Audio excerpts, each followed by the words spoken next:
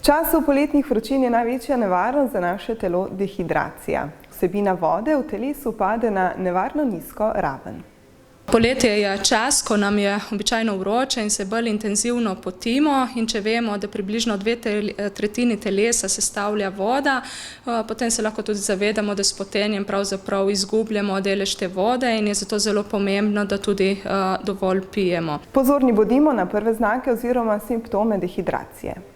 Prvi znaki dehidracije, ki jih imamo, telo nam sporoča, da moramo več piti, takrat, ko se pojavi občutek žeje. Ampak, ko se ta občutek pojavi, smo v bistvu že dehidrirani 1 do 2 odstotka, tako da bi mogli piti že preden pravzaprav ta občutek žeje sploh nastane.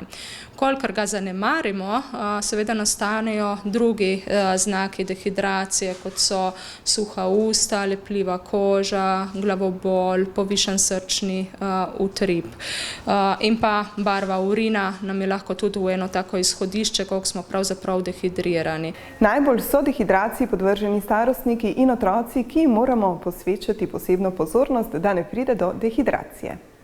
Starostniki pač zato, ker imajo zmanjšan občutek žeje, pozabljajo piti in jih je treba večkrat opomniti na to, medtem ko otroci pravzaprav še nimajo regulacije za vnos tekočine, za pitje, imajo obenem tudi